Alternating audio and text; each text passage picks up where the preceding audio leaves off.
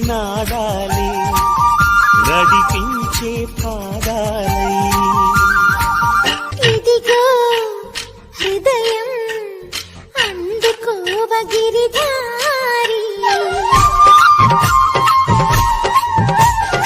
ఎదలో ప్రణయం భారమైంద సుకుమారి.